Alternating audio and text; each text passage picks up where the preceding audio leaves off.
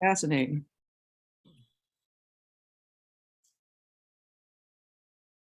Oh, we're late. I see. My hopes was fading, that dreams never really come true. When up jumped springtime, I gotta look at you. All at once it was heady, a gaze long and steady, made sounds of the paddock grow dim, and up jumped springtime, and love came on in. Now my heart wants to cheer, life's sweet promise is here, and love is a lovely thing. And we're sweethearts together like bird and the feather. Our love is as free as the wind. 'Cause up jumped springtime. So hello, my friend.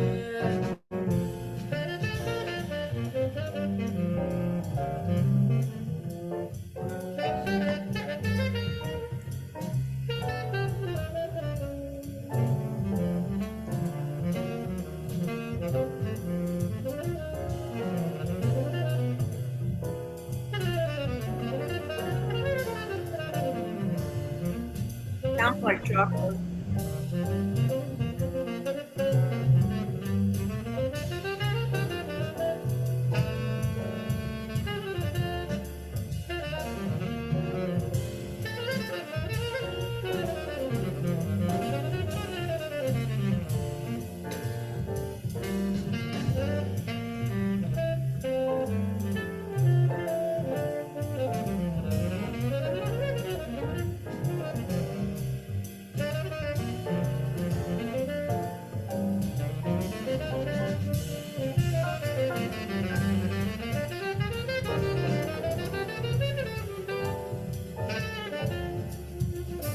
Cathy? Can you hear me, Cathy?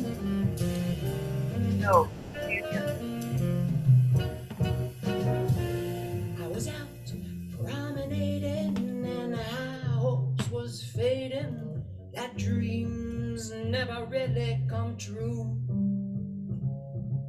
When I jumped springtime, I gotta look at you. All at once it was heady, a gaze long and steady, made sounds of the paddock grow dim, and jumped springtime, and love came on in. Now my heart wants to cheer, life's sweet promise is here, and love is a lovely thing. And we're sweethearts together like bird and the feather. Our love is as free as the wind. 'Cause I jumped springtime. So hello, my friend.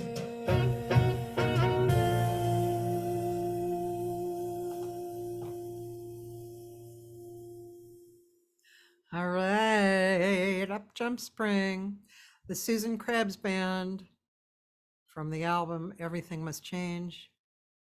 Susan on vocals, Rich Eames on piano, Jerry Califf on drums, Ryan McGillicuddy on bass, Yeah.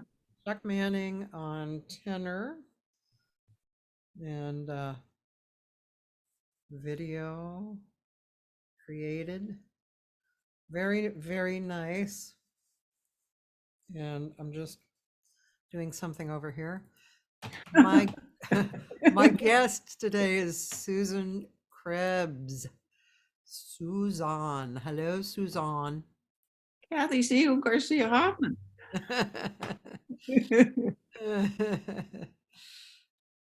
So here we are. Here we are in Zoom land with injured limbs. Yeah, two gimpy broads. Yeah. Suze has a hip problem. I have a knee. I got a replacement for my knee. But you know, in a few months we'll probably both be doing cartwheels, you know. Or at least croquet, something, you know. At least croquet. That's what I'm saying. So, well, first of all, let's just talk. Let's kind of mention that what we just heard, because it's so nice. Which album that was from? Everything Must Change. Which I know you have several albums. Like from God, I have my sense of time, not rhythm time, but you know, cosmic time. That is from we had a group called the SUSAN KREBS Band, and those are the fabulous musicians that were involved. And I think that's around You don't have to tell the year, but like in a number, how many recordings do you have? I think 8 or 9. Yeah, so that was, yeah, no, I'm very, very fortunate. So that was a group that was together for a couple of years, and then we went in and made this record, and then, you know, things continued to evolve. And I think after that, that's when I began working with a chamber band for a couple of records. So it was kind of earlier. I think 2010 or something like that, but Yeah. it might be a little earlier than that, 2006 or something. I don't know. When I look at it, and you know, it was when Ryan was still in town. Yeah, so that was a while ago. So yeah, so I 10 or 12 years ago or something. I miss him. Yeah. He was just a beautiful player. Yeah, so that's all. And I was, you know, most of my stuff, I'm thinking about stuff, I'm mulling, and that tune, Everything Must Change, which is not the easiest tune to figure out how to arrange, really. But it was, you know, most of the stuff, so much of the stuff is kind of anthems for me, kind of ways of expressing what I'm thinking about just being alive, you know. And that's one of those, everything must change. Change is the constant, you know. So to do a whole project about it and then reinforces the teaching for me.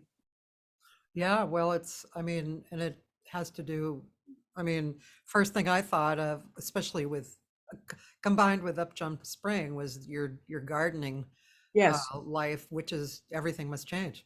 I mean, how much Totally. more obvious can you get, you know? Yes, the cycle of life is in front of you all the time, and that's what keeps me grounded, and also in the rhythm of how nature's rhythms, because as I mentioned to you, know, the digital life and the digital world, I am not really comfortable in so much, and I go in and out all day long from the computer to the garden to just be back in that natural time zone, as it will, and see how things have changed, what's thriving, what's fading and dying, and you know, it keeps me centered. Yeah, absolutely. I know. And always remind me about that I'm going to be compost at someday, you know. And I wrote a tune, which I didn't include, called Compost Blues. Just to really remind myself constantly that, you know, this is going to be over at some point. And I want to know the lyrics to that. I don't know why I should have included the video. Yeah, it's a great tune. And do you know the lyrics? God, hold on, wait a minute. You're asking somebody, you know, I'm a faded flower in God's garden. That's not in there, but you know, let me see. No, you're asking me when I'm too stunned, self-conscious to bring them up to mind. Do you know how old I am? That's my probably find the lyrics on your computer, by the way. Oh, I could. Yeah. Oh, I could.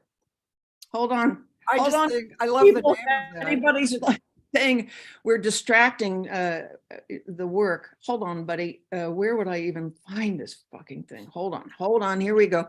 I'm sure there must be something in here. There must be something in here under like sheet music. Okay. Then there would be something like, Lyrics? here, I got it. Wait a minute, it's coming up. Okay. Poor little hun, you're having no fun. You don't want to grow old and die. I wrote this when I was in my, mid to late 40s. Whiny little babe, how badly you behave. You don't want to grow old and die. But it's dust to dust, a non-negotiable must. Like any flower to the earth, you must go. So what's there to fear? It's been happening for years. You're in good company, don't you know?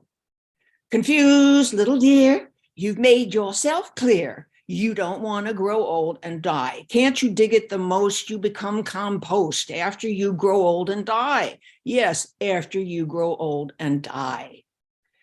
That's pretty much it. It's a ditty. It's a ditty, but it's a crowd pleaser. I must say everybody relates to it. So, Well, I already have a message for you on Facebook from Mike Campbell.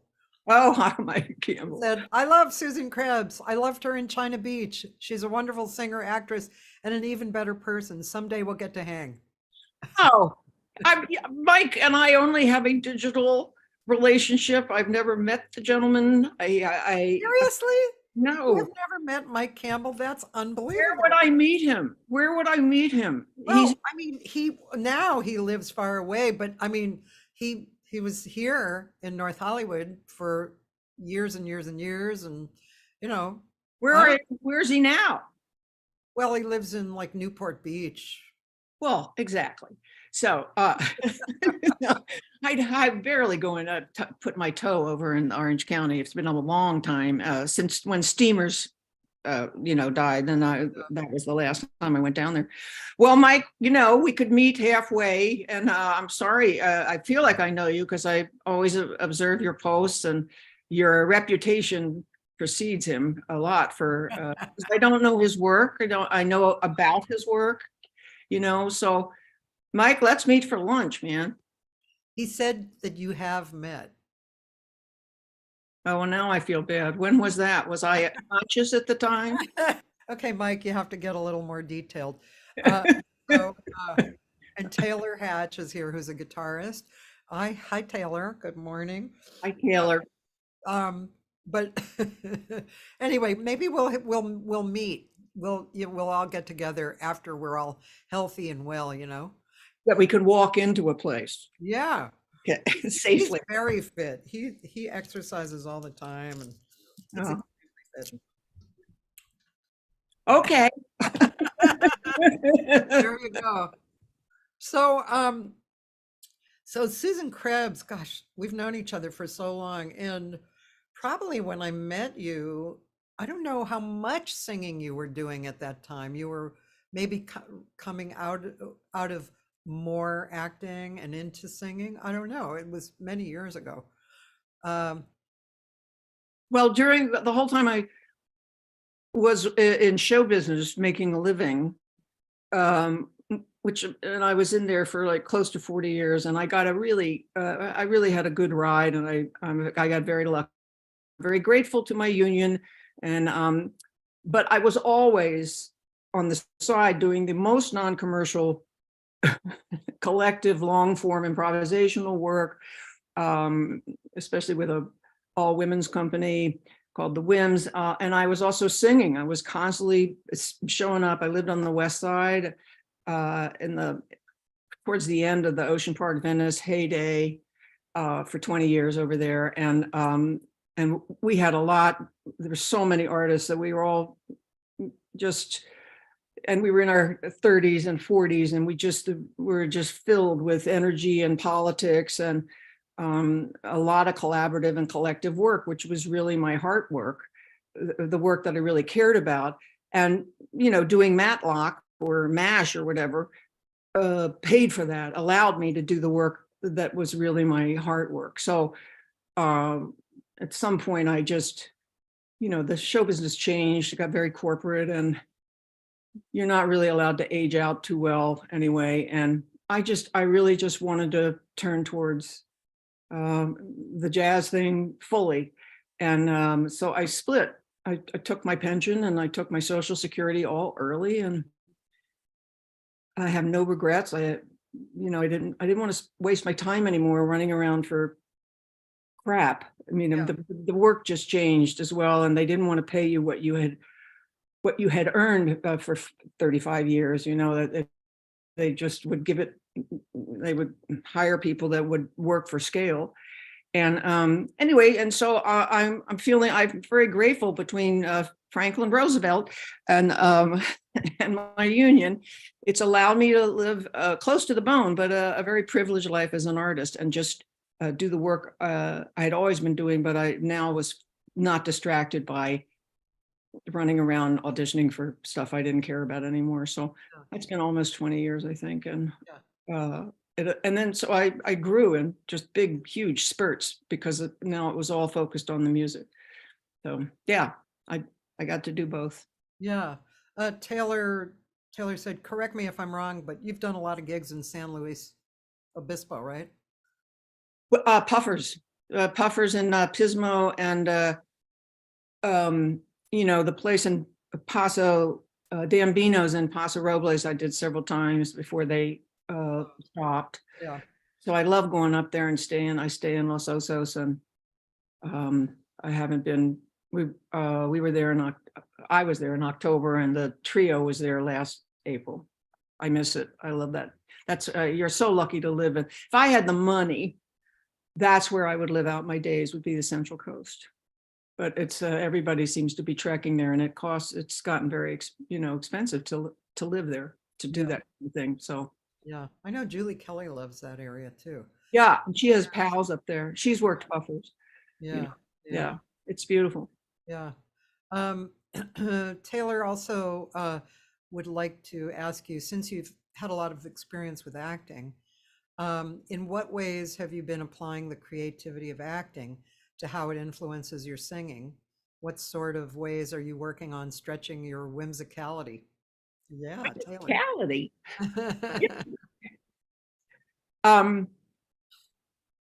Yeah, well, yeah, it comes with me. It's all about telling the story. It's all about telling the tale. So I have an improvisational impulse since I was a kid of just being very present and making stuff up in the moment. And then once you choose a tune, I find out what my point of view is, what my attitude is, what kind of tale I'm telling, and I was taught early not to go for the over emotional, or I think Sheila Jordan may have told me this, to always be a survivor at the end of the tune, that you are telling something that's authentic, what the tale is, but you don't drop down into melodrama or over, indicating too much, indicating about what the tune is about. So that's one lesson I know. And I only choose tunes that I feel like I have something to offer and express. There's a lot of great standards and stuff that I have no interest in. And I think sometimes it's because I've heard it too much, or I've heard a definitive version, and it's like, I don't. It's already been done. Yeah. Really, so so absolutely, acting informs how I'm singing, what I'm singing, and what story I want to share with people that I'm singing to. And I have to say that I've kind of educated, in quotation marks, a lot of musicians that have worked with me, because I'm not a trained musician, and so when we started working on a tune, I may have an idea or a feel or a vibe, and I may say to them, it's 4:00 in the morning and this is happening, but the sun's about to come up, and that, kind of share with them my subtext, is what we call it in acting. And initially, sometimes you can see musicians going, 4 in the morning. Okay, sun's coming up. What the fuck? We don't care. Yeah. And then the guys that stay with me, that I have so lucky and grateful for, the collaborators that I've worked with for over 20 years in different configurations, they get it now. They and it actually, and I always make a point of reading the lyrics, telling them what the words are before we ever look at the music, that this is what the tale is, you know, so that, because they're not always used to listening to the lyrics. It's not, yeah, and they must, at least for me, because, and then it transforms, then the arrangements that begin to manifest absolutely are informed by the kind of hints and imagery and metaphor I'm giving them, because that's where I'm coming from, right? And then it does inform the music. So it's worked out really well. I'm so grateful to them for listening, you know, listening to me and then finding their own way into the tune. Did you ever, I get that. That's of course divine, you know, I mean, because then everybody's in the same creation. But did you ever wonder or consider or struggle with the line, if there's not really a line, but a line, if there was a line, between being interested really in the music part and then interested in the story part? Was that ever two sections for you that you worked on combining or noticed? Huh. Well, I think when I choose a tune, it's both the music and the lyrics have to compel me to want to sing it, right? It's not, you can have beautiful poetic lyrics, but the music is who cares. Yeah. And it's finding those tunes that have both things operating, and that the music has been written again in service to the story being told by the composer and the lyricist, that they have made that happen, right? We can have so many examples of that, but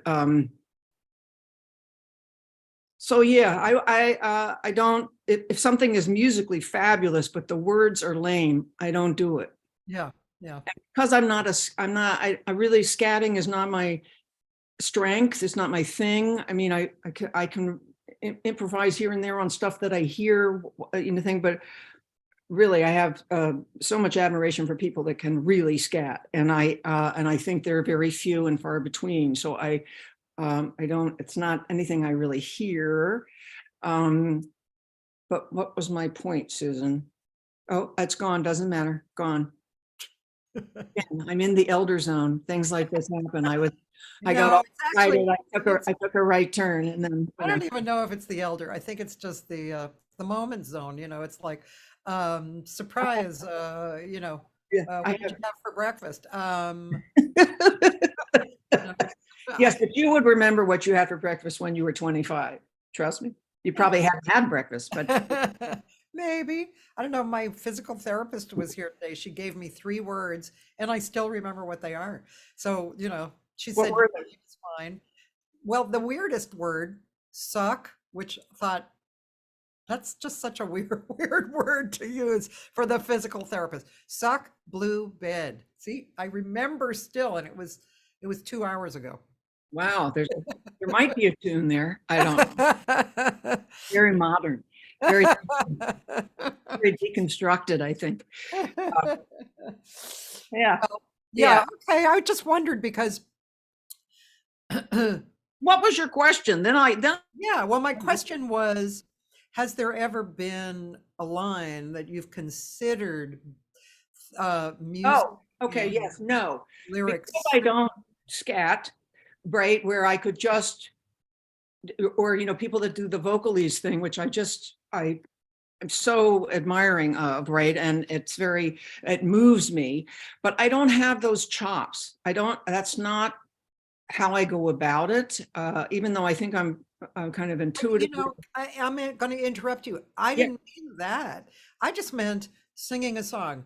You know, like you're more focused on the music and how the music, the rhythm of or are you, because, you know, maybe because of your background, how you originally started, maybe you're acting, you know, you've just been so dedicated to the story that it was never it was never an issue, you know, that like separating, you know, It wasn't. about I that. mean, it wasn't, I guess, because the music always informed me. The tune itself informed me as well as the words. When you find those songs that have both of those things have weight. Yeah.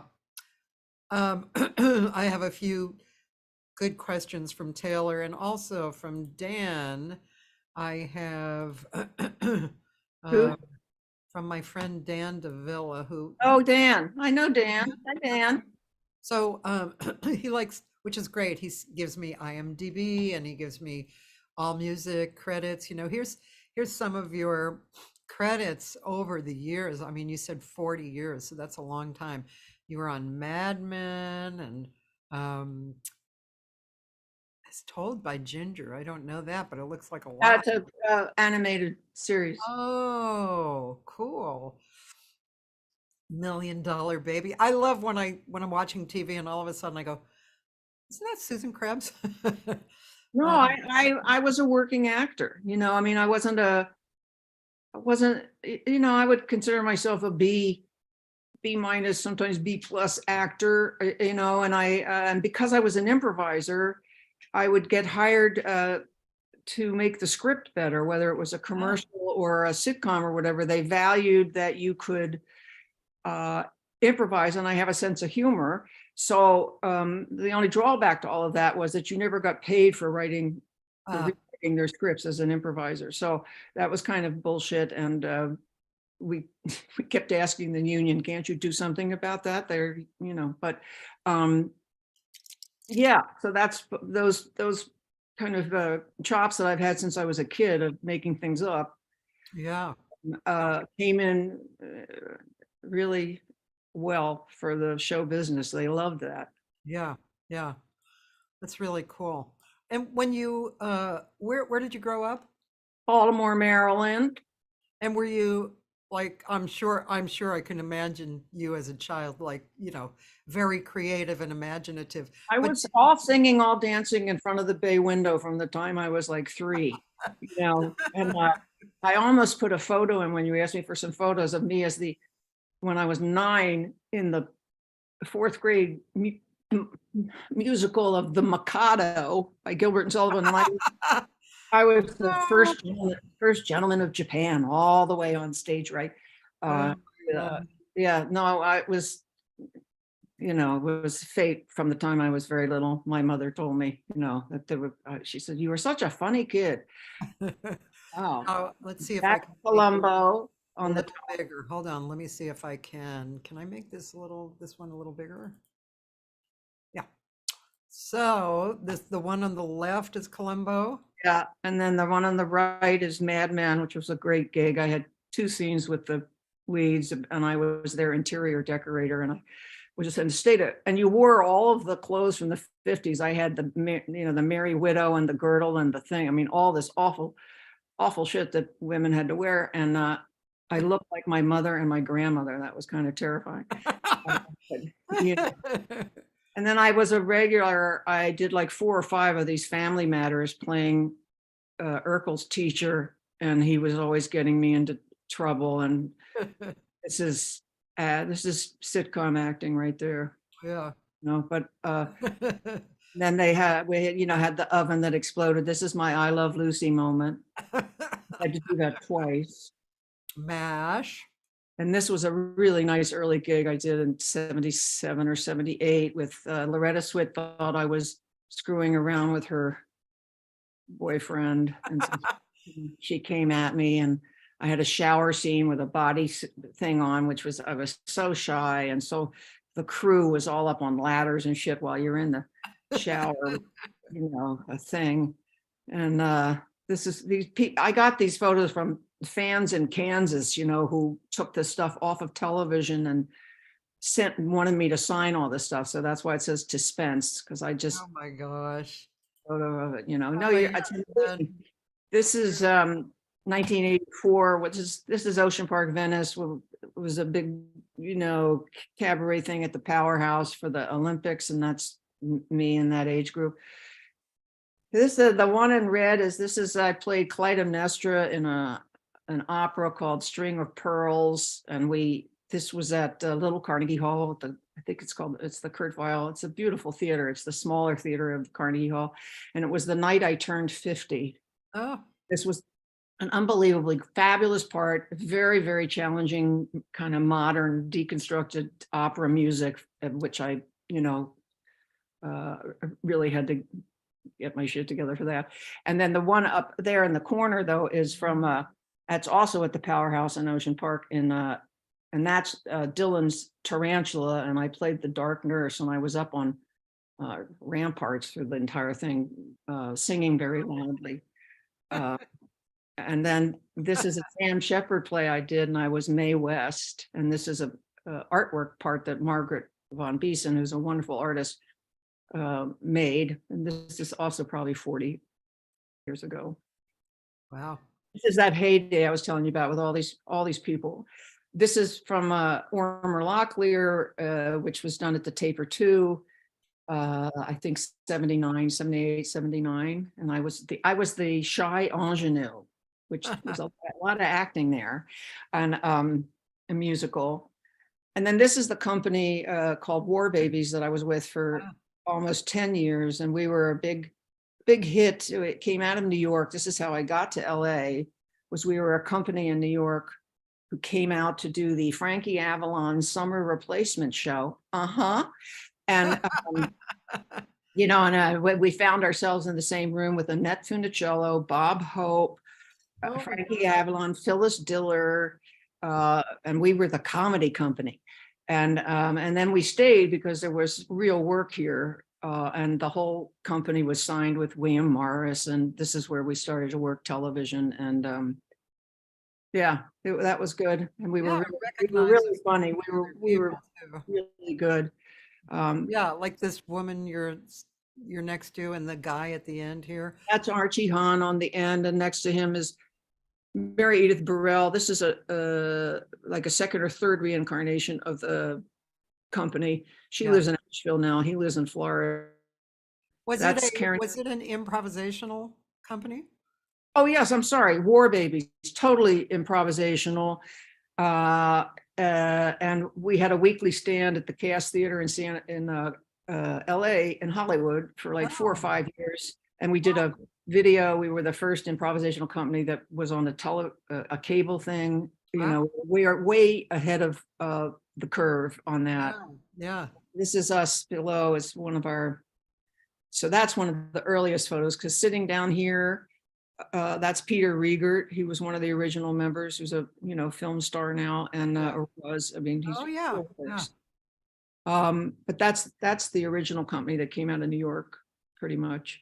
And it was a really good run. And then I left that situation, and then I formed an all women's company called the WIMS, WIMS. And this is us on the hilltop. This is us on the hilltop with, I think they're called rebozos, reboza. That's a kind of a shawl stole that Betty Macias, who's standing in the middle, had gone to Mexico and bought all these for the WIMS. Anyway, this is really the kind of work that I feel like I'm still doing in my music. This was long form improvisational. So, we would do 2 sets, an hour each, all based on a continuum. It was not short, funny shit. It was, very feminist based, goddess based, dream based, politics, personal issues and stories that were happening. And all of that was created a kind of a tapestry for the evening. And we held court at the church in Ocean Park, again, Ocean Park, Venice. It was just teeming with creative stuff going on. And we were there for years, and we were together off and on for almost 20 years. And then we lost 2 of our members, passed. So it was over. But the most personal work I've ever done. And really, as I say, I feel like I continue to do WIM work in my music. This is us at the church in Ocean Park singing something. The 2 women next to me are gone, and they were 2 of my closest pals. So that affects your life when, and I'm so grateful they split when they were 63, and you feel kind of an obligation, we the living to keep, and I keep doing the work that we did for 20 years. This Yeah. whim work of They improvising. look like sisters, actually. Well, not literally, but absolutely. We were a real coven, a improvising coven, and the place was packed every time we worked. And Wow. then the audience really began to understand the work. So, we would risk, and we had all kinds of weird props. And when it didn't work out, they just hung with us, because it was an hour adventure for everybody on and off the stage. It was just, really, I get excited when I talk about it, because it was so, it was really just deep, personal, authentic work. And then that's my aim with my music. It's the same aim, same intent. That's great. I love that. Yeah, I miss singing with Fish to Birds, the Oh yeah, yeah. because we've been basically, together for 9 years. And but of course in the last few years it's been real here and there. And you get it sounds like your stuff was a lot more personal values came into it, than us. We just, whatever came up, we weren't kind of bent toward that, but still just the camaraderie, the sister and the siblinghood of it. And when it works, especially, it's just like, oh man, it's just Well, incredible. see, working for me, which is what I always missed on the TV film situation mostly, it's all for me working collaboratively and collectively, and I don't like to be in front, that the band is just playing when people say, accompanied by. No, I don't want to be accompanied. I want to be a collective, a band that we're all working in service to the same thing. And that has a lot to do with the whim work, which that the whole becomes greater than the individual, Yeah. So the collaborative work is just, and it's also, it's a constant reminder of how the world could work. I know. That you improvise together collectively, and one of the major rules is you never say no. You always say yes and, yes and, yes and. And that's the same in the music of jazz as it is for, really high, I would say high-end, just sophisticated improvisation, especially the long form, because you're constantly transforming. You're transforming and transforming for an hour. It never stops. Yes. And it's thrilling when it's really happening. It's just, Yes. Still to this day, that is my reference point. And a lot of times it happens with these wonderful musicians I've worked with in different configurations. I've been very, very lucky to transfer my idea of what it is to work collectively, Yeah, I totally agree. I don't see how, that's the huge value in jazz and improvisation.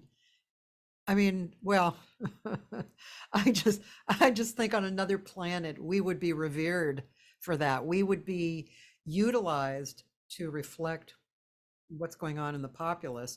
And then That's what a we real were doing. government would actually create things to help, but that's, I guess, that's like, have you seen Everything Everywhere All at Once? No, not yet. I don't know. It's really, you should you'll Oh, like. I can tell. I hear mixed reviews, but I should do myself. I should check it out for my own point of view.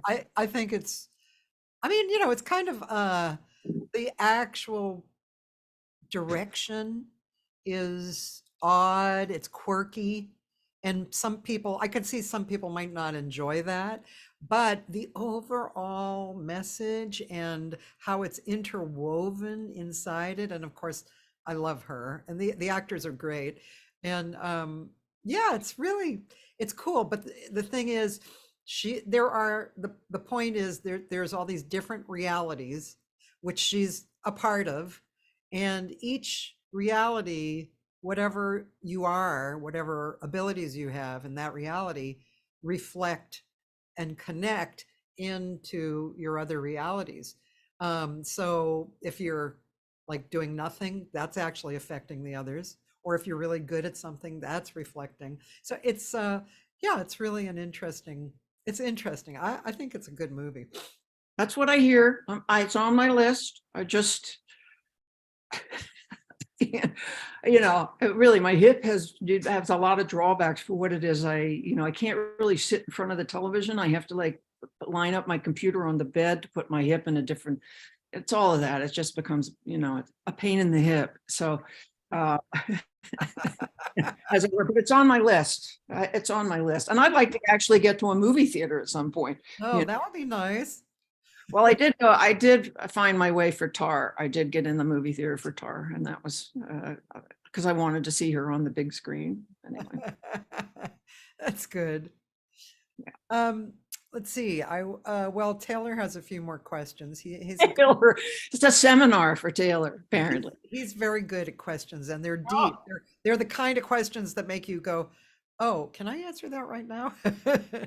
But here's one. I think you can handle this one. All right. What was an epiphany in your development that you encountered that influenced you as an artist? Oh. Well, truly, the WIMS, 20 years with the WIMS, Yeah. really, as I say, was a definitive for me as to the kind of authentic, personal, freeform, improvisational work, what was possible to be done in that way. And so when I dropped off the acting business, really, that's the work I continue to do, but it's in the jazz genre now. It's in the jazz vocal genre. But for me, I'm still doing the intent that we did for 20 years as a very, here, I'll give you an example of what the WIMS, how we would even start an evening. There were usually 6 or 7 of us. There were 7 people in the company, and sometimes somebody else was working for money someplace. And we would do what we called a check-in, and we would, start off. Somebody would get up in front of the audience, and they would do an artful we had all these kind of obscure, abstract, different kinds of props and pieces of fabric, and all kinds of interesting shit. Nothing that looked like anything that you would create something out of these things. And you would check in about where you were, what was going on with you, what kind of week you may have had, one moment in time you may have had that week, and you would state it in some way while using props. And then the button on your check-in would be as if you had a calling card, and you would go, Susan Krebs, Dancing in the Dark, after I had given, snippets of what week I had or the place I was in. Maybe I was depressed or blue. You would be totally honest and authentic. So 7 people would check in. And then the evening was weaving all of these different check-ins. And sometimes a person would author a dream, right? So that, so that was included, this whole dream work. And that, it was, it's hard for me to articulate it. And all I can say is that the audience that would come devotedly every week took the ride with us. And if you share your personal, whether it's in song or in this kind of improvisational work, it becomes universal to the people who are receiving it, right? So everyone is in the same story, and everybody is lifted in the same way because you're telling your truth. And then it becomes just sublime when it really works, where all of a sudden 7 people are weaving this thing together, and it's by the end of the evening, it's a full out tapestry of what began with just somebody checking in with 3 lines about something. And then, so I would say that was, it still remains to me my deepest work. Wow, that sounds I'm very lucky, very lucky. incredible. I love that. By the way, I wanted to tell you, I mean, I don't know if, I think this is something you might check out or you might want to check out. Um, but there's a flutist, an incredible, seriously incredible flutist named Ellen Burr. And I was introduced to her through Stephen Nachmanovich, the guy who wrote Free Play. I don't know. Oh, you must check that book out. Free Play, Improvisation in Life and the Arts. And he's an improvisatory Is he Chicago? violinist. Excuse me? Oh, he's a violinist? He's an improvisatory violinist. Oh, okay.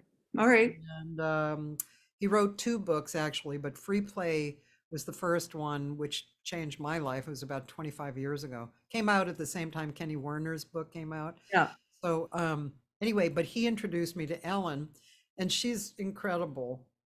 You'd love her. She's done so much, and she's an outrageous flutist, and she plays different flutes, Anyway, she's also improvisational, and she had a collective that was improvisational for a few years. And so I really want to bring this music, improvisational, creative music, to more of the public, and Kulak's is a good venue for that. So we're going to actually start, led by her, we're going to start a kind of a collective open to everybody, and including like poets, dancers, actors, singers, musicians. So we're going to do that if like maybe 2 times a month. And so Ellen will kind of, direct it a little bit, so that it won't just be like, spaghetti on the wall, but, it'll be a little directed, but she's had tons of experience with that. And yeah, we're going to start that next month. So I'm really excited because I don't know. I just think like you, I agree. I think improvisation it's not even a necessity in life. It is life, It is life. It is life. So, It's a philosophy of how to live. yeah. I mean, that's why jazz is like, for me, really one of the highest art. Yeah. It's and for jazz musicians, the serious jazz musicians, it's a lifestyle. It's a Yeah. way of how to be living, be alive, and music is always leading them. It's always the center of their lives, yeah. I mean, I'm always. I just saw, Charles Lloyd last week. Oh, I heard it was divine. I was supposed to go, and Well, your knee kept you from that, but so he'll probably be around at 90. I think he's one of these people. But and I've been listening to him for decades. Whenever it was I first discovered him, quote unquote, and I went, oh my God, he just moved me so. And then there was a wonderful documentary that his wife shot during the pandemic of them up on where they live above Santa Barbara, up on a hill, big hill, mountain, whatever, and how he goes about his life. And he's deeply spiritual and has a practice, has his own practice. And but she shot him from a distance while he's sitting out on a rock overlooking the ocean and the meadow, playing his horn, right? After I think meditating that morning, and then he goes in. So he's just playing his horn, and it just so inspires me, because I feel a kinship with him, not in the level of musicality and kind of genius that he is, and evolved. He's very evolved. He's very wise, but I aspire to what it is he shows us is possible, especially with a practice, right? So my practice is the garden. That's my practice. And besides, practicing singing, practicing my exercises, I think, but the practice of being present, and being in that rhythm and in that nature cycle and everything. So to see him in concert, the other beautiful thing, he had these 2 bands, 2 trios, and he never acknowledged the audience. He never spoke to the audience. He never, the audience sang happy birthday to him when he first came out, just spontaneously, and he kind of did a nod. But then when these two trios separately played together, it was as if they were in their own intimate space, right? Yeah. Just the three listening and looking, mostly listening to each other. There was no outward Performance. performance. It was Yeah. just, we're here to do music. Let's see what happens now, right? And that was just so moving to me. And again, something that I recognize for the kind of music where I like to make it, which, and I hope maybe we'll get to this, is, all the chamber band music I've done in my home, right? In this intimate space is my favorite way to work. Yeah. Because it's intimate, it's very, you're right, in a little circle together, right? And there may be 15 people listening to it, right? It's my favorite way to work. I mean, I have to make an adjustment when I'm on a bigger bandstand. And then you're sending it in a different way than when I'm in my home. What do I call this place? My playhouse, so that's been very valuable to me. And when I saw him, I went, yeah, man, I get it. Don't look at us. You just guys. Right. Benny Maupin is a little like that too. I'm friends with him. He's just like, he's spiritual. And every time I ever saw him play, which before the pandemic was several, like 3 times a year at the Blue Whale, it was just, it was immediately spiritual, it was immediately right. I learned things like he would play this. I'm very familiar with some of his songs, and he would play the same songs every gig because it was a format that was kind of, solid, that you could jump off of. It was obviously, what was the moment bringing? What were the musicians bringing? What was the evening bringing? The audience, and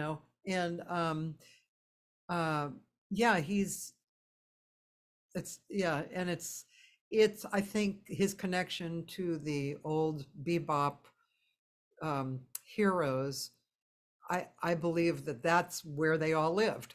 They all lived in that.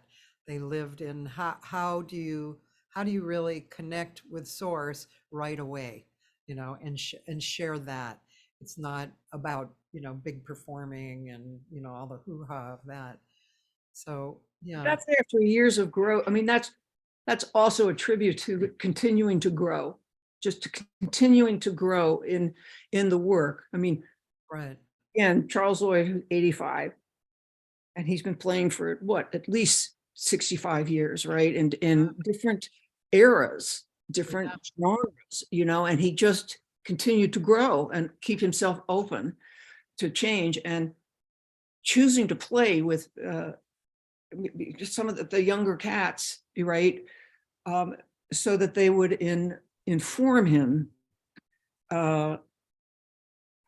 He asks for, allow me to grow, let me grow. What do you got? What do you got? Let me hear it, because Yeah. That, again, for me, that's a big teaching. I mean, I don't think we ever get, there's no there, Right. Once you stop, it's death, I mean, it's just, it's totally anathema to what it is to be a jazz artist in any way, so when you hear, I mean, I have to, I'm going to be rude now. But, I'm always amazed that every year there's another person doing Sinatra. And I guess, and I guess, and in Vegas, there's a lot of that, where all these people that are gone are now have imitators doing their work. And I know there's an audience for it, because people are very nostalgic about it, and it means something to them from their youth. But for me, it would be the kiss of death. I mean, I just, but it's a different part of show business, right? I mean, I'm not I want them to work and have a gig and all of that, but I do kind of roll my eyeballs as like, you know, Hey, Frank, let's do a chamber band video. So you have that in the chat. I mean, any particular thing? Should I just check, or what would you like to? either, okay, so this is the first record we did. We did 2 records, and this is with Rich Eames, Scott Redmond on percussion, Rob Lockhart on woodwinds, and the first record had Paul Jacob Cartwright on violin. That's the 4 plus the vocal. We had no bass player, so that's why Rob covered a lot in the woodwinds of playing the bass clarinet or whatever to, you know, handle that. And we ended up having quite our own interesting sound. So there's two of them. I don't know whether so the first record was called Simple Gifts, which is from a 1840 Shaker hymn. And then the other video is So Many Stars. I guess go for So Many Stars, because I hear tell people really think it's a good track. And this is again Mark Rosenthal creating this beautiful video. Okay. That's Rob.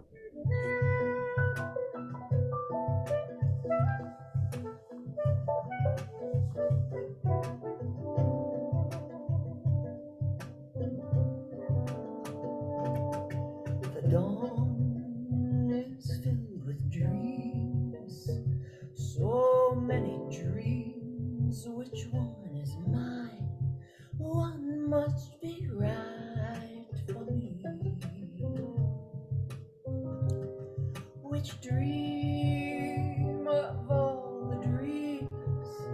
When there's a dream for every star, and there are oh so many stars, so many stars.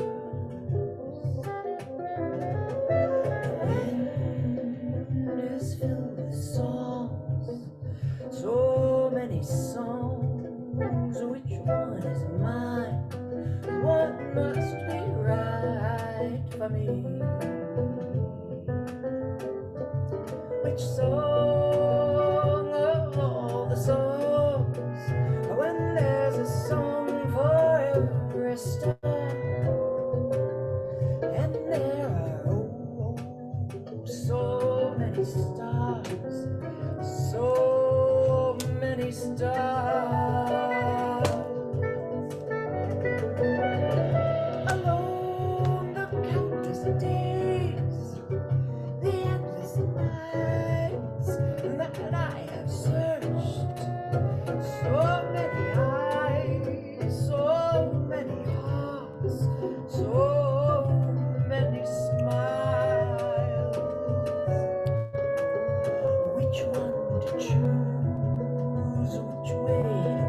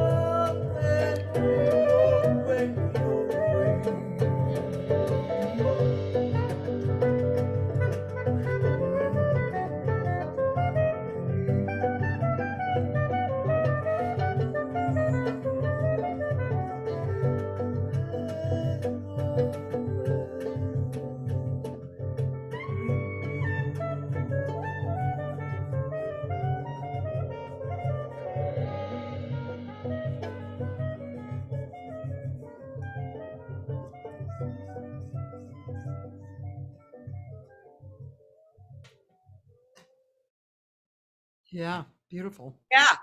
How about Rob? Yeah, Rob, gorgeous. Yep. Yeah, I'm so lucky. These guys really, you talk about your growth spurt. Working with these guys so collaboratively in this new instrumentation, which there was some hesitancy. They all at first wanted to know where the bass player was, and the bass player doesn't fit in here, and I want a violin because we did some, classical work. Was that violin? I thought it was cello. It was violin. That was Paul Cartwright. It might have been viola, but he was the first violinist, and then our second round of the second incarnation, Luis Mascaro was our violinist for the second record, and he fell in love and moved to Amsterdam. So, Oh. oh damn him! And so now we're called something else, and we do have a bass player, and I'm calling it the local outfit, and we're continuing on doing this intimate chamber music. So I love it. It just moves me, and we got to do I would commission like Rich wrote an arrangement of an excerpt from The Rite of Spring for our spring project with the four of them, and it turned out fabulous. It's on the spring record. And similarly in Jazz Aviary, which I hope we talk about a little bit, Jerry Califf wrote a jazz arrangement of Lark Ascending, which has had unbelievable downloads and hits and people listening around the planet, because it's crossover from classical people to jazz people. This famous piece by Ray Vaughan Williams. So anyway, yeah, so very lucky. I'm very lucky. I have a great time with these guys. So those two pieces you just mentioned, they're without vocal? Yes. Part of the work, because if we were doing because the other thing I might add is that when we were chamber banding in here, I was calling it the theme scene. Now it's called Salon on Buffalo, but where I would pick a theme, like one of the ones we did many times was called Cardiology, Heart Matters. So I found all kinds of music to do. And then in between poetry, spoken word, interesting facts or whatever, all kinds of stuff for that theme. And we also did one called Enough. And so much of that material ended up on these two records. I think I was at one of your Enough concerts. Yeah, because I still like to do them because we raise money for the food bank. It just seems like a good fit. Yeah. So Jazz Avery, you want to talk about that? Sure. So I've had a bird thing since I was a kid. And I actually, I have video that I haven't figured out how to be able to share with people from 1988 or 89 from At My Place. Do you remember At My Place in Santa Monica? Yes. It was a good room.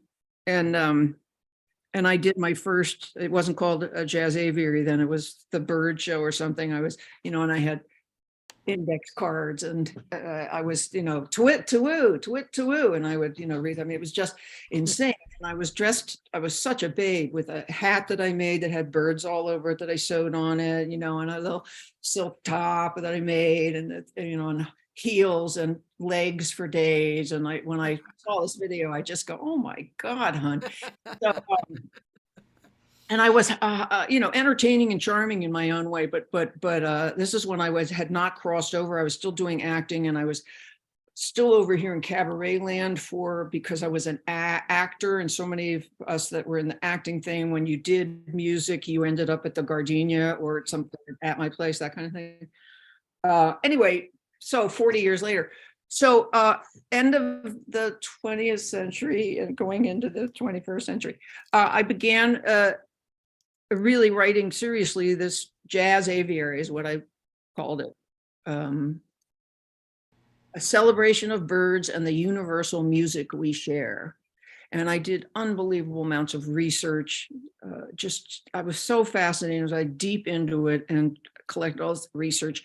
And I created this evening. At first it was 2 acts, and 20 years later, it's ended up being one big fat set. It's, of course, all kinds of tunes about birds with all these wonderful arrangements by Jerry Califf or Rich Eames, and it was Susan Krebs and the Soaring Sextet, and the Soaring Sextet was Rich and Kenny Wilde, sometimes Dominic Genova, Rob Lockhart, Scott Bredman, Jerry Califf, and Reiner Sivily on guitar. Anyway, and it just kept growing, and we did it a lot on the West Side. We did it at Gianelli Square. Remember that room? It was such a nice concert Great hall. room, yeah. And then then I moved over. I really started this chamber band. I got very involved in that, and it went to bed for like 9 years. And then 2019, we brought it back. I revamped it, rewrote a lot of it. There was all this new science. I mean, because all of a sudden birds were very much the canary in the coal mine as well. So there was all new kinds of information and studies and what was happening. And we did it twice, June 2019 and December 2019 at the San Fernando Arts and Culture place over there that also died during the pandemic, you know. Yeah. Anyway, it was great. It was great. It was very well received. And I thought we were going to do it 3 times in 2020. And, you know, it's gone away again now. Yeah. And we made beautiful record in 2006, I think. Anyway, it's very close to my heart, and I'm hoping I get to do it more before I split the planet. I just have to find, you have to find money, because it's a multimedia concert. It has surround sound with bird song, as opposed to me going to it and pretending to be the bird. You know, I grew. You learn, and lots of visuals, and it's just a very. Again, I can't say anything about it really. The only thing you could do, and you don't have to play the whole thing, is just where you see the Jazz Aviary promo thing. A celebration of You don't birds. need to do 10 minutes, but you would get an idea. A celebration of birds, that one? Yes. Okay. But I don't expect anybody to have to sit through the 10 minutes as highly entertaining as it is. But this is created from the 2019 concerts. And oh no, I really thought we were on our way. You know, I was told early on 20 years ago that we should be touring the planet doing this bird concert thing. And Bill Trout had, you know, given me all kinds of advice of what to do, and that, you know, we should be touring. And I spent a lot of money at those WA. Oh, yeah. They tell you have to keep showing up. And I said, how can you keep showing up when it costs 10 to 12 grand to do this every time? Because I got six musicians and two techs and me and airfare and the thing. And but that's how it, well, okay, well, never mind then. Because I know. Very It's frustrating. kind of a crazy thing about the business. We're going to hear that. Just hear a little bit of, just do, you know, half of it or whatever. And people, you know. By the way, that's another reason why you should know Stephen Nachmanovich. He does recordings with birds. Well, maybe I do know him, you know, but I'm saying I was caught in that whole, whatever you call that, when it's all of a sudden birds are being raised in people's consciousness, right? It started to be because of the climate. Yeah. Yeah, because the birds share. Struggling.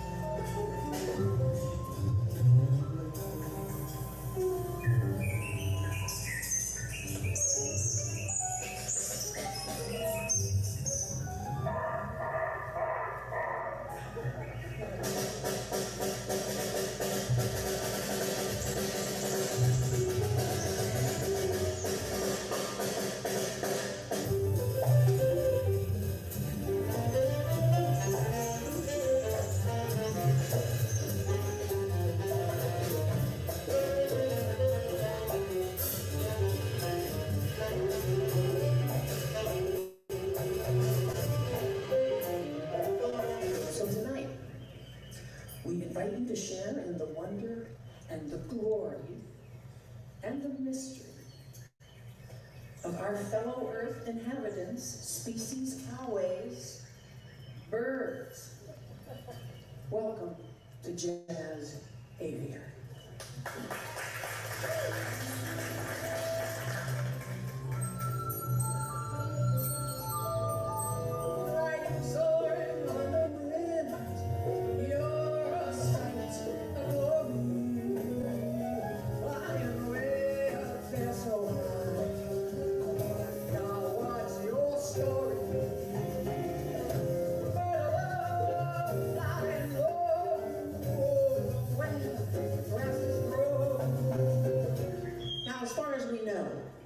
Only whales, dolphins, humans, birds, and recently discovered mice sing. So thanks to science, we have this wonderful fact. It's a very provocative fact that we may all share in some kind of universal music. Songbird, thank you for your lovely song. You've lighted all the corners of my day. But tell me how a tiny songbird learns so much of life and love and all the games we play. So, the Female Birdsong Project has been launched, calling on birders everywhere to seek out members of the, pardon me, unsung sex. Oh yes, research shows he composes music. Bird does not sing because it has an answer. It sings because it has a song.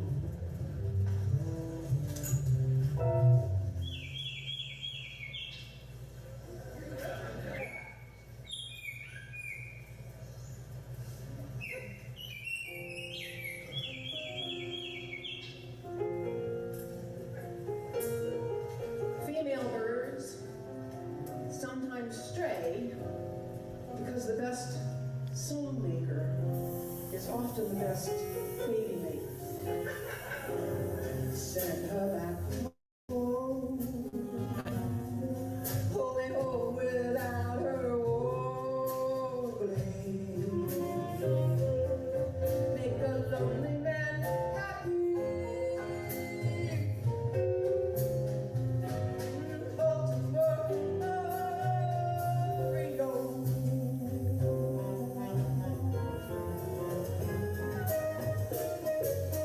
Hey, Cathy, Yeah.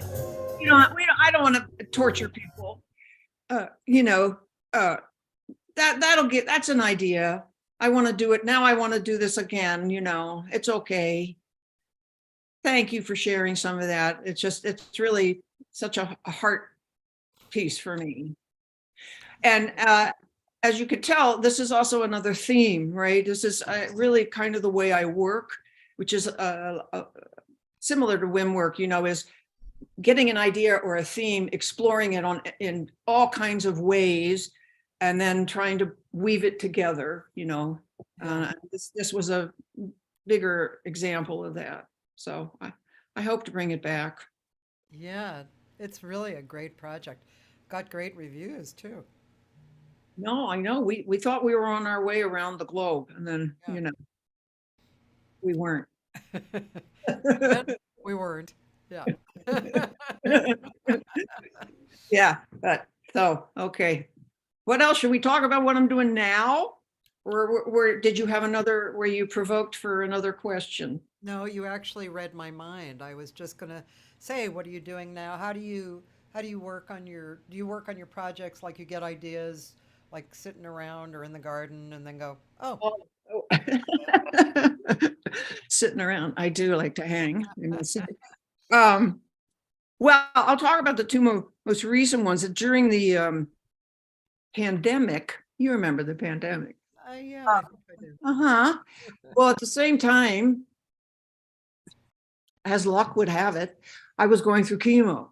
and it worked. So, I mean, you know, I'm grateful and fortunate, but, you know, it was kind of a double whammy. Right after the Jazz Aviary concert, the last one we did was December 2019. And then I went into chemo in January and finished in May. You know, and it apparently did give me more years to live, which thank you. But I was really had been down in this hole, just trying to, as my doctor kept saying, you just have to get through this. Okay. Month 5. Okay. So, my pals, my musician pals kind of got in touch with me on the Zoom thing where I was wearing a hat apparently close over my head, and I was still in this cave, you know, and they were trying to pull me out, which I was, again, very grateful to their friendship, and said, you know, let's work on a tune. Let's work on a tune. So Doug Walter, who's a wonderful arranger and woodwinds player, he said, you know, I want to give this to you, whatever you want to do. Let me arrange something for you and you can work on a tune. And I went, oh, okay. You know, and I hadn't used my voice since December. So I said, all right, I've always wanted to do this tune. And it was inside a silent theater, which is a bitch to sing, actually. I mean, I don't call it for myself because it makes me nervous because it's so challenging. But for some reason, it felt the vibe of the tune was right for where I was, which was trying to come back to life. Anyway, so I sang it into my iPhone where I thought it sat, you know, and he found a key, you know, and then a week or so later, he sent me his idea of a kind of an arrangement. And slowly I kept coming out of this hole and engaged with the music again. And I thought, well, should we record this? I said to myself out loud and to Doug, and he said, oh, sure, why not? I said, okay, no, as I'm trying to get my shit back together. And then the other guys chimed in, you know, what else do you want to do? So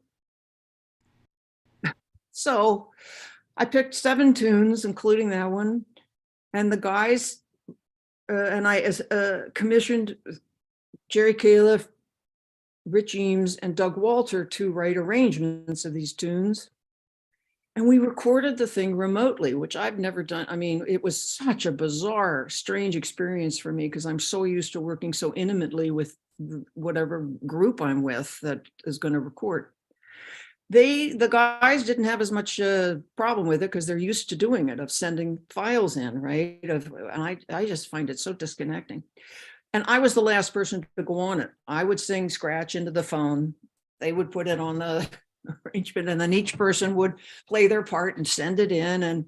And by the time it got around to me, everything had been kind of set. And so I didn't have a lot of wiggle room, which was interesting. And I felt like a session singer all of a sudden, which I am not, because I had to, you know. So make a long story short, we created this record called Daybreak. And that was, and the Daybreak was also, we released it right before Biden's inauguration. And it was also for me coming out into the light. And it worked out. It worked out. So that's that project. And it saved my life. They brought me back to life, and I'm incredibly always so grateful to them for the, you know, the love they offered to me, you know, to make me whole again. Yeah. Yeah. So you know what? I'm gonna play that the link. video is really nice, and I'm that gonna, and yeah, I'm the gonna fact play, that I'm the gonna fact that so much airplay. I'm gonna play that writing. link that you send me, and I'm gonna. Mhm. Can you hear me? Yes, now. I'm gonna play that link, and I'm going to go to the bathroom for a moment, and then come back. Don't be insulted if you don't see my face right there, but You're- okay. I'll be right back, you know. But Okay. All it's right. always So a good. this is an arrangement by Jerry Califf, and he's on Vibes, and it's Jerry, Rich, Scott Bredman, Rob, Reiner Civilli, and Dominic Genova. Who's on Vibes? Jerry Califf, Oh, you know, okay. drummer in Vibes. Yeah, yeah. Okay. I thought you said Rich, and I was like, does Rich play? Rich is not on Vibes, No, but he okay. has good vibes. Okay. Here we go.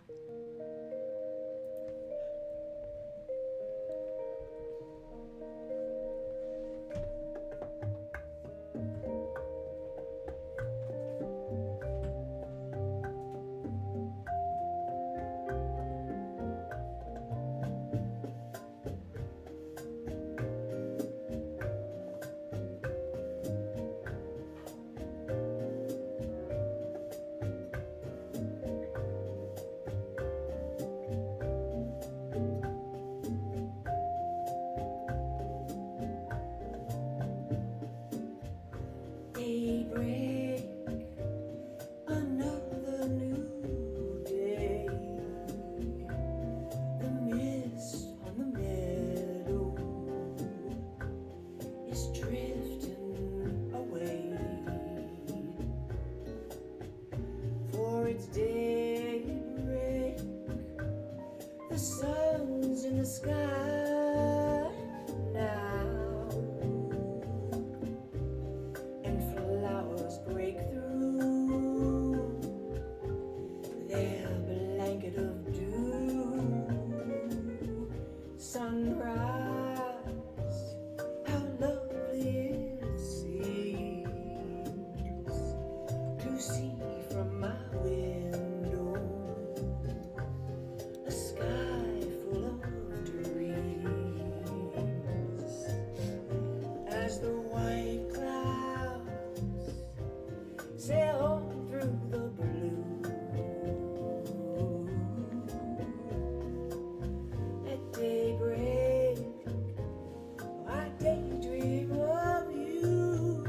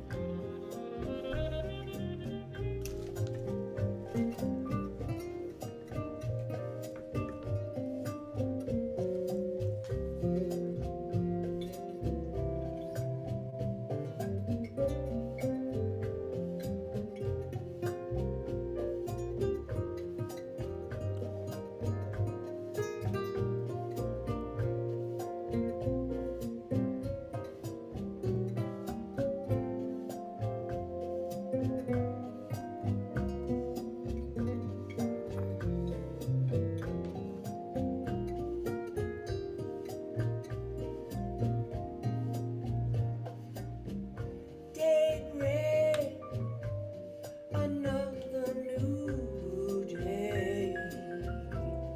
The mist on the meadow is drifting away, for it's daybreak.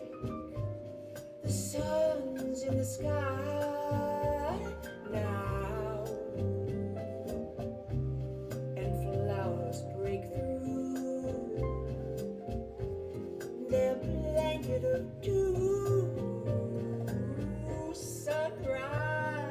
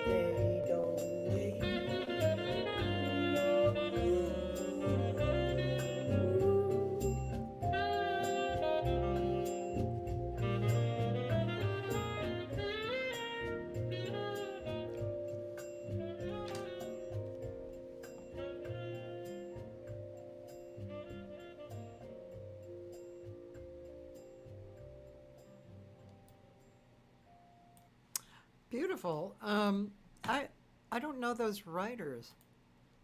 Well, it's an obscure tune. Yeah. Um, it was originally a melody from a 1926 Oh, symphony or something by Grofé. And then in I'm trying to remember this, 41, someone put words to it and Sinatra sang it with the Dorsey Band in 41. And then when he did a tribute to the Dorsey Band in the early 60s, he sang it again. And that's the only people I could find that did the tune. And I just thought it was a good affirmation for coming out of the Trump years and me coming out of chemo fog. where did you find the song first? Did you know it from? No, where did oh God, Kathy. I was just curious. No, but I mean, these are things that would be interesting to me as well.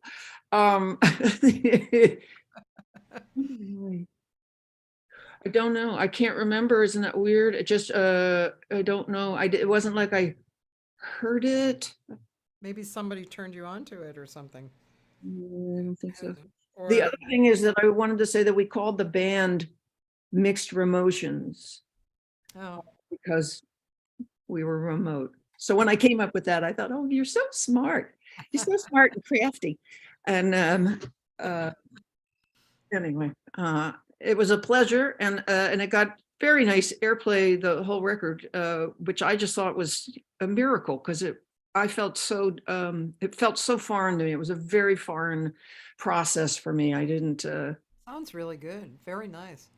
Well, there you go. That's the digital world that I, resist. That I go, oh, I can do that. But Yeah. the experiential part of it was weird for me. Yeah, sure. Yeah, that's all. Well, tell the truth, I don't love the studio anyway.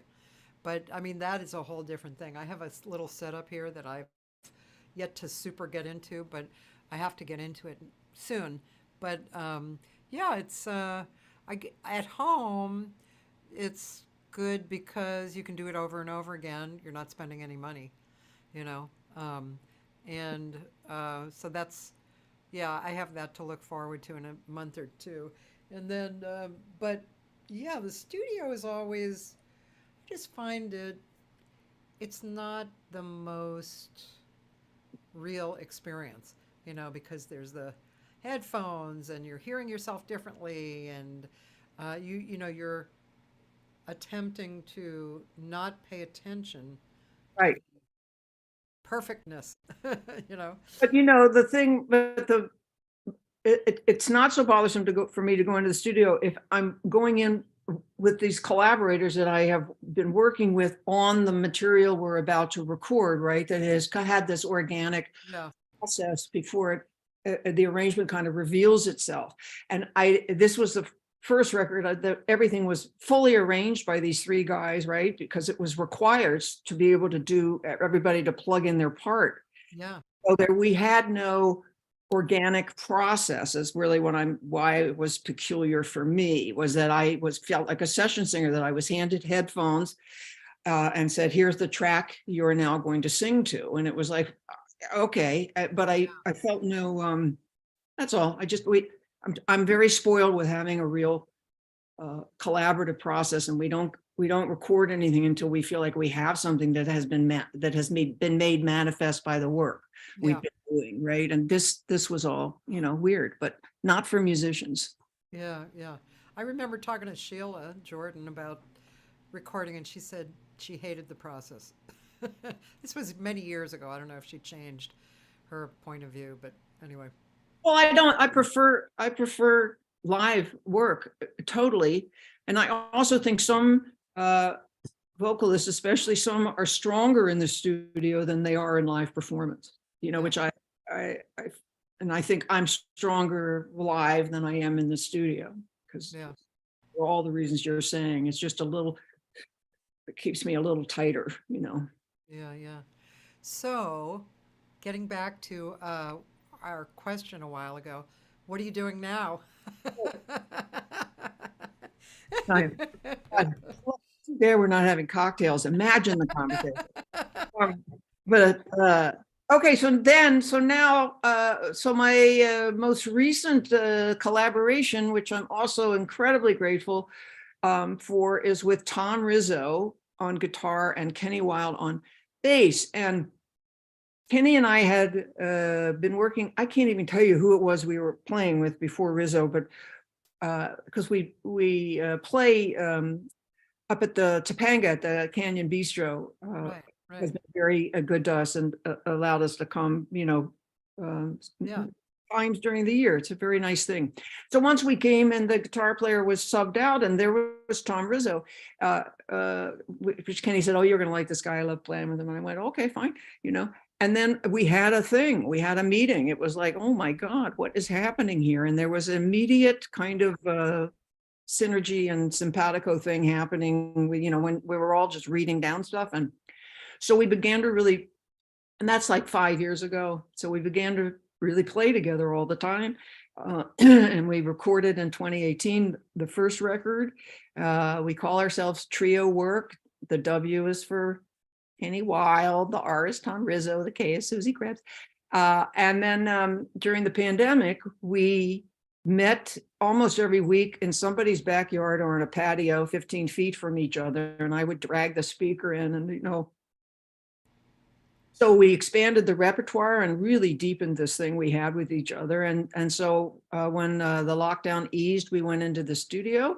And this is the record we're releasing presently, called Dancing in the Dark. Because we felt like we were dancing in the dark while we were just playing, which saved my psychic butt. Yeah. For the three of us, it was just to keep dancing in the dark, playing the music, making music, So that's what's happening. And we're back at the Canyon Bistro on this Thursday for our recording release party. If anybody would like to join us, it's a wonderful intimate room, which is a great space for us. And what do I have there that you could play? You would understand what the hell we do. We could either play the record or you could play one of these live. Like Eleanor Rigby or Mild Flame or. Yeah, well, maybe Eleanor Rigby, because that's kind of their outster of that's Rizzo's arrangement. But again, I'm lucky. The three of us, we are like three voices, aiming to be one. And we work, the arrangements are mostly by the collective of three. But this, the Eleanor Rigby, this is Rizzo brought this in one rehearsal, and I went, oh my God. And it was a good challenge to learn how to sing. And this is, people seem to dig it because it's like hearing the tune for the first time, I think. Again, you don't have to play the whole thing, Cathy. Well, it's only 3 minutes. Okay, well, I just feel, okay. No worries. Okay. Sing along. England, pardon me. Those guys. It's an arrangement by Tom Rizzo, which is just kind of startling. Not Tom, but the arrangement.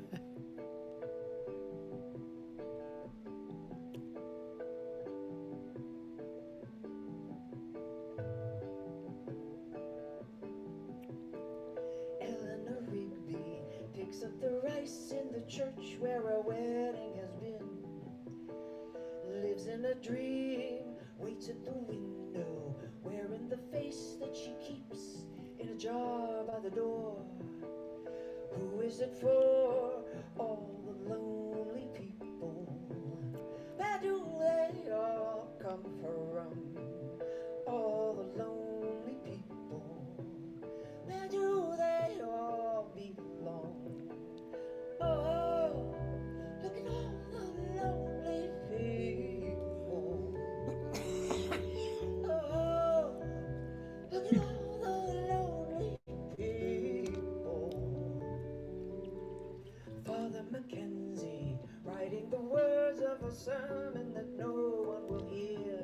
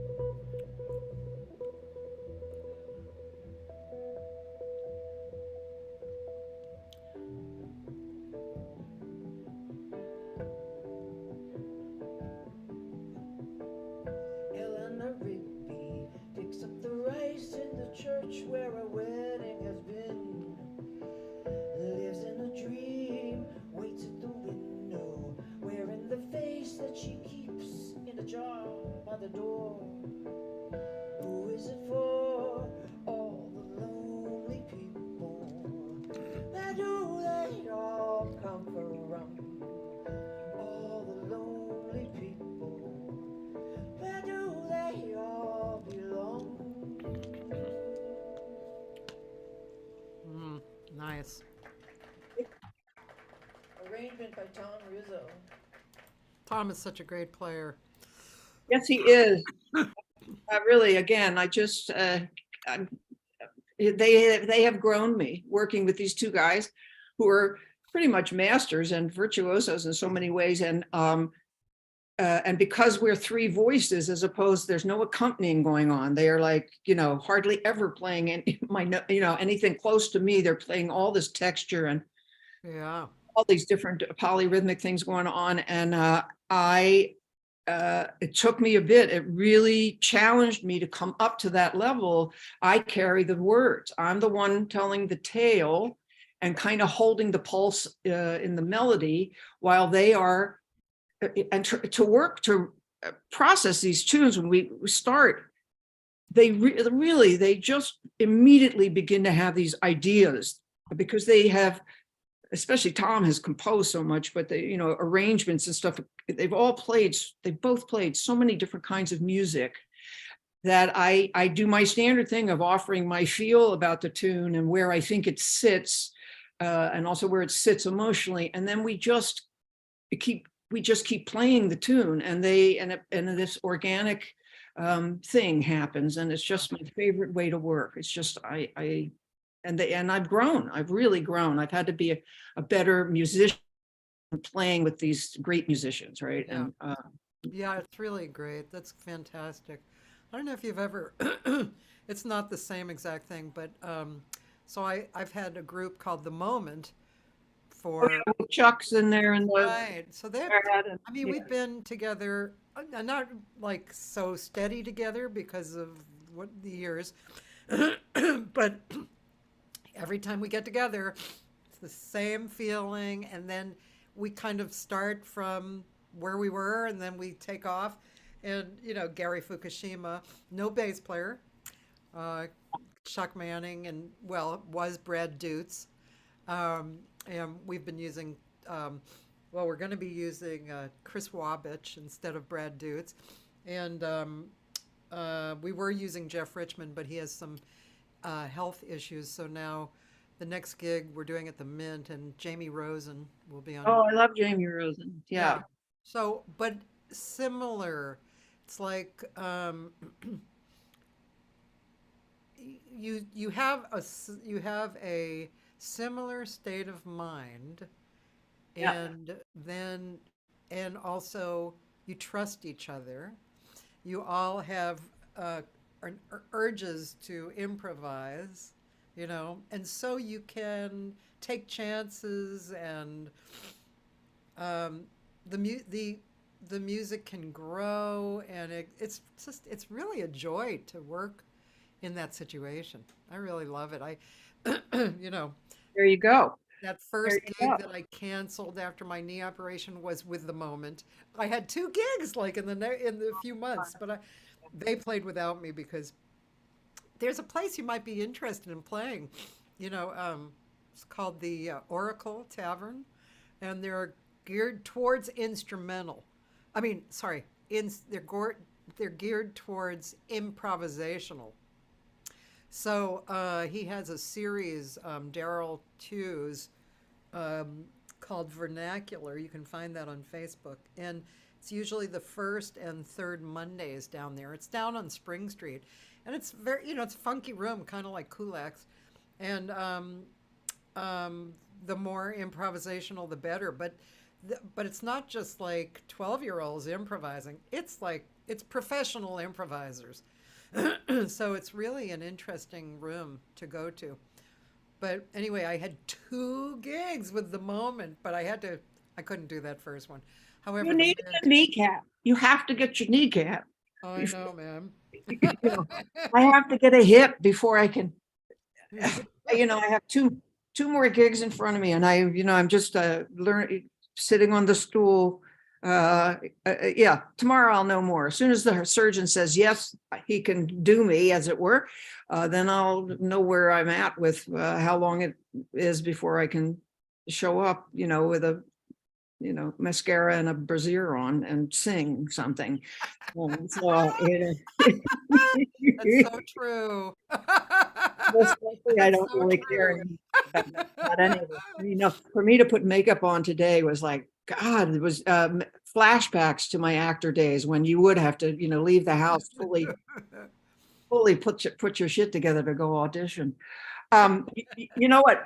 I'm wanting you to play one more thing. I mean, you can play as much as you want, but Sure. what else happened to us as trio work is that we wanted to play bigger, larger venues, you know, and we wanted to play the Grape and St. B's and that kind of thing. So we decided to add woodwinds and a drummer to then begin to work the trio work material arrangements, which is not as easy as we thought maybe it would be, because our thing is so specific and so distilled, the three of us, what it is we do. And the arrangements are so rich and specific to just these three instruments. So we've, I think we've had two gigs as this quintet we're calling the Work Quintet, with Aaron Serfati and Rob joining us, and we're learning how to allow the trio arrangements to somehow become quintet arrangements without damaging the feel of what it is we have. So it's been an interesting challenge for everybody concerned, but fun, really fun. I'm so excited to have a drummer. So if you would just play that snippet where you see either the St. B one or the I've Never Been in Love Before clip that you see the Work Quintet at the Grape. Yeah, sure. Get an idea of what we're kind of aiming for. And we have a gig at the end of April, and I'm really trying to get us other. They're slim. It's slim pickings out there, Cathy Segal-Garcia. For venues? Venues, you know, I mean, for you know, that don't require you to have to bring the audience all together, you know, which is always the challenge. Anyway, you might play that, and it might be of some interest just to once you've how we expanded here and there. Okay.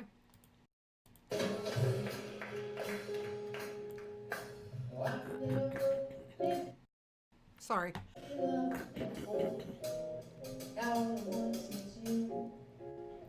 It's you forevermore. Oh, I've never been in love before. I thought my heart was safe. I thought I knew the score. But why? It's all too strange and strong.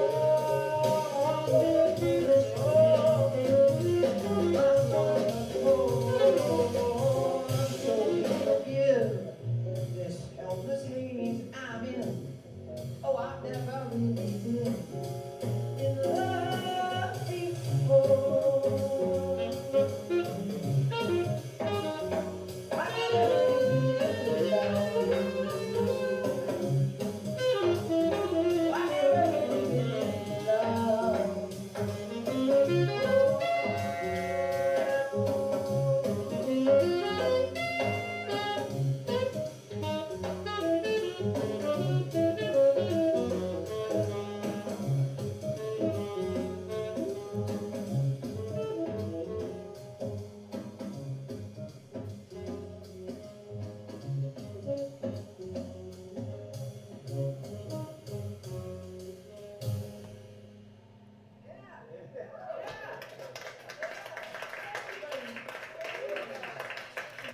When you said snippet, that's really that's like one time through, ladies and gentlemen.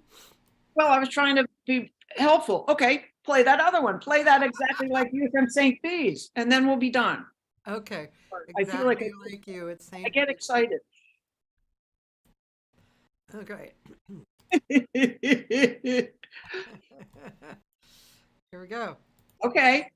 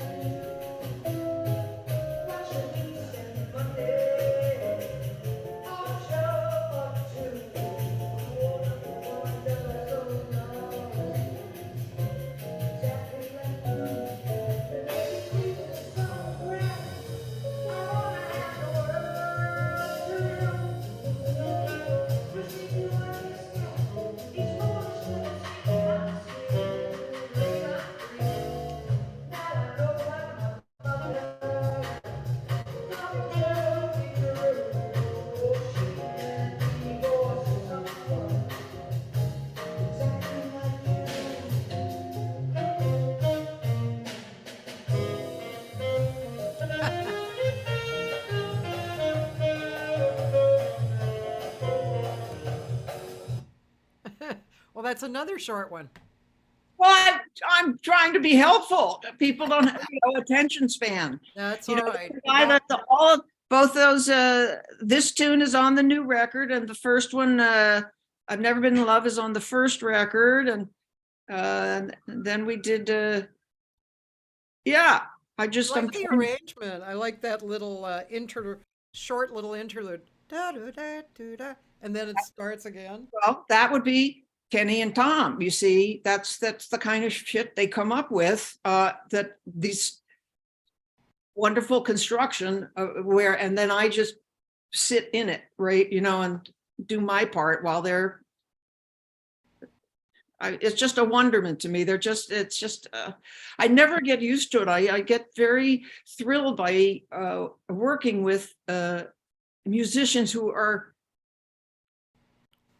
just really, really good and have been playing since they were 12, you know, and fully committed to the art form. And especially now in our age group, you know, they're seasoned, to say the least. They're just well seasoned. These guys in their 60s and 70s, right?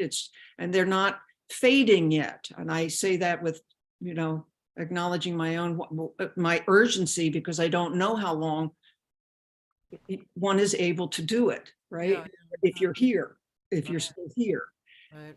So that has really put a fire under my butt. And I think you can hear it with a lot of musicians in our generation. It's just, you know, they're really at the peak of their powers, and we're all losing friends, or we're losing people to illness, or, you know, I'm doing double takes all the time, you know, as to when my turn is. So, and I don't dwell on it. It's just, I'm very aware of it. Just I walk with death.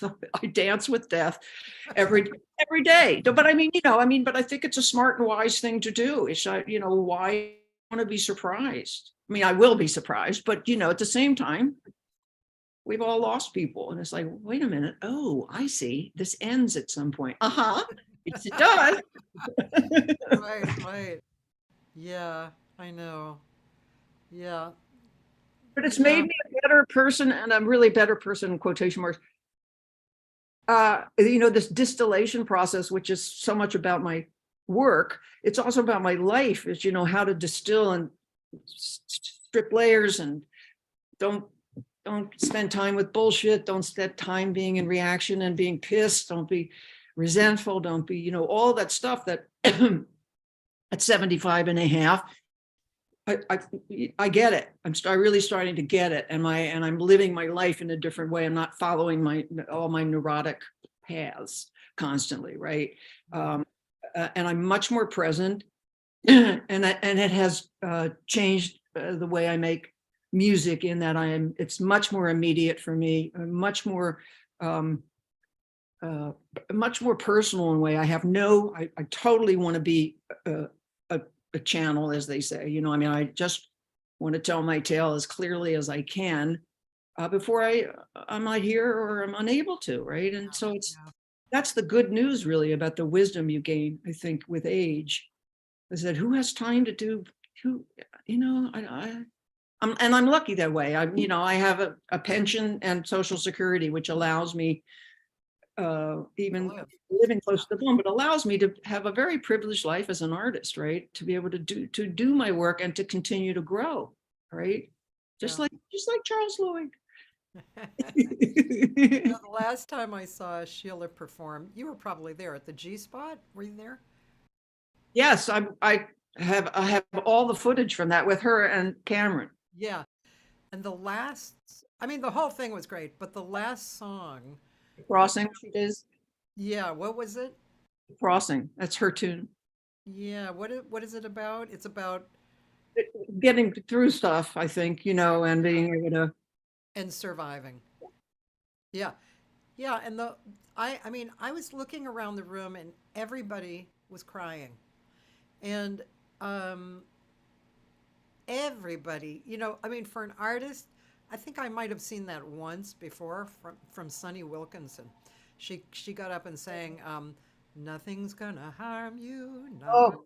And only Frank Potenza. And it was at the NAMM show in a room filled with God. professional musicians and teachers. Everybody was crying because everybody knew her and, and how she was singing it. And it was just, but Sheila, the thing that I personally got was I am, however old I am, I'm here, I'm a veteran, and it's my job to tell you what I know about life. So Yeah. I'm going to tell you. And just talking about that makes me want to cry. It's like, it's such a gift. It's, there's no, I mean, yeah, I'm sure there's another way to receive that from, an older person who loves you, but for that kind of a broad delivery and communication, it's Well, just yeah, incredible. I think she's a devotee, on her own path. She's deeply spiritual on her path. And I always see it as it's a great amount of, it's unconditional love. It's fully unconditional love, which is the way she lives her life. But then when she's singing and she can access this authentic place in her of telling her tales, it's a service, Yeah. in service, but it's also church. For me, it's church. Charles Yeah. Lewis concert is church for me, right? I mean, it's sacred. It's sacred work as at that level. Yeah. Um, she, I think she just, yeah, she's just wise. She and Charles, they've lived, they've done their art, they've grown, they've raised, she raised a kid, I mean, she's had heartache, she's had sadness, she's had all kinds of health issues, and she just, from a deep place, she's committed to being alive while she's alive and sharing her gift. But you always feel from her so much love. It's that love thing that's just streaming through her. And I think that's what moves people is you can feel it, right? Yeah. But even when I was driving her around where I volunteered and practically, took the job from anybody else that wanted to chauffeur them around, because she was so important to me early on as a teacher and a mentor, a spiritual mentor as well as a musical mentor. But just hanging with her and with Cameron, it is that jazz in the moment way of living. She's just very present. She's very present and she's funny. Yeah. She's love, Yeah. she just and joy. She just Yeah. any opportunity to be joyful, Yeah. loving, Yeah. that's what she chooses, right? And that's big lessons for me constantly. And I'm closer to that now than I used to be. And I think that comes from, again, trying to fully embrace my mortality and the and because I'm attached to this life, right? And that's the joke, is it? The Buddhist joke. Yeah. You get attached and then And have then to say goodbye. you're out of here. You're out of here. That seems to be the way of the world. Well, that was a great segue to ending the show. Uh-oh. Okay. It's been really nice. Actually, it's gone very fast, I think. And We have anybody paying any attention to us, Cathy? No. sure. Yeah, yeah. And Joyce Glasgow joined. Joyce Glasgow is an artist and a jazz fan from Seattle. Oh, Poet. hello. Hello. Yeah. She noticed your baobab trees in your video, and she said Eleanor Rigby takes on a whole specific, uncanny prophetic meaning when you think of the unnatural pandemic isolation we've all been through globally. Then there was Buffy Prezant who came, and Judith Schoenbaum. So Okay. Well, that's good. We could, you could call me up again tomorrow if you want. I have. I don't think we quite finish the conversation. But thank you for asking me and to join you. And I really appreciate the time and energy and thought that you have been doing this for 500 whatever many shows in years. You've been 531 you are. only 531. That's a good number. Um, really, Kathy, because that's a lot of devotion, for the greater good. And I really salute you and appreciate it so much for Thank you. everybody on the planet. Thanks. It's a It's good been thing. my pleasure, it's just felt right, so thank you Thank you. for the acknowledgement. But when you feel like you don't want to do it anymore, don't do it anymore. I know. Well, I know? did it 6 days a week for 9 months. And I just thought, yeah, when I don't want to do that, I'll stop. And one day I was like, yeah, I think I'll go down to 3 days a week. That where you are now? Yeah, and then I just put up archives for the other days, which the rest of the week, that's what I'll be doing because You I have have these gigs and I have PT for my knee, and my husband thinks I'm a lunatic for doing gigs, but I'm just going to make a little promotion here for those in LA. Wednesday and Friday, I'm working at Kulak's with Korean pianist Cho Yun-sung, who he and I did an adventurous duo project called Bohemian a few years back. And he's come into one of the projects he's come in to do is we're going to do a trio record for the Great American Songbook, which he's going to put strings on and release in Korea. So Friday night, we're doing it with the trio, which is Ahmet Sezin on bass and Jimmy Brandley on drums. So, but actually at Kulak's, they stream. So people all over anywhere can watch the streaming on Facebook, Kulak's Woodshed. And then Thursday, if my husband puts up with me, we're driving to Palm Springs and we're going to do a gig at Jazzville with Carrie Frank and Alex Budman and Ahmet Sezin and Joey De Leon. Well, good for you. Can I just mention one more thing when you said Joey De Leon? Yes. I have the Salon on Buffalo series that I'm doing, Yeah. which people look for on the Facebook. It's kind of every other Sunday. It's been really fun and successful. But Joey De Leon is going to be playing with the Mark Towns Jazz Flamenco Trio here in several weeks. Cool. I I think have been it will wanting be. to come so much, and every time Well, you have you yeah. have something, I can't come for whatever reason. But yeah, I'll be back one of these days. It looks so good. It is. It's really fun, but we're only going into May unless the hip surgeon says he's going to, put me under next week. Then I'll bag it. I just have to get this done. I don't want to wait till August. So I want to say that, and then I want my promo is Thursday in Topanga. If you don't want to get to Palm Springs to see Cathy painting her way on the stage, and be scared for her, you come up to the Canyon Bistro from 7 to 9:30. The Canyon We are all excited about this just record. write that down in the Good. Facebook comments. Thursday, Susan will be at Trio work, big W, little O, big R, big K, Bistro 7 to 9:30. Make a reservation because Tanga. that's what you might want to And do. it's not a huge room. No. 7, And then we go outside when we'll be there with the quintet at the end of April, and we'll be on the patio. Oh, cool. And I will be in touch with you soon once I find out about the hip, because I would like to come into the Kulak's thing. I have been there in the olden days with the folk and acoustic folk and songwriters in person. Yeah. It's just room from another. But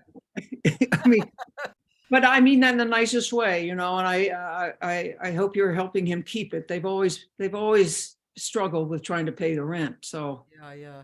Well, we're whipping it up. There's actually next month, there's 11 jazz gigs that I've booked.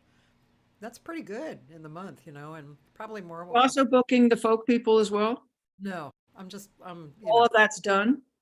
Yeah, that's done through him. But is he doing that still? That's what I'm Yeah, saying. he's open for everything, and he still does the Monday night singer-songwriter experience. People don't pay a cover, but they pay him $20 to get their own video of themselves. Yeah. Great, and it's really a video recording studio. It's not really, a regular venue. But anyway, it's really cool. It's kind of, to me, it's like I finally got it after a few times I was there. It's like being backstage, Uh-huh. all these, things around, I mean, it's very interesting feeling. But what about cocktails? I know. I No mean, can you bring cocktail. in a beer, or when you can't bring it? I mean, that's the only drawback I see just for any real hang, you know. But Although I love it. the guy hangs have been really fun. That's what I hear. That's what Yeah, I hear. but he cannot legally he cannot have alcohol. I get you. So yeah, so and he doesn't sell regular, he doesn't sell regular food. So that we have snacks for donations and stuff. But yeah, it's and we have a good piano in there now. We That's good. got a loaner from Dory Amarillo.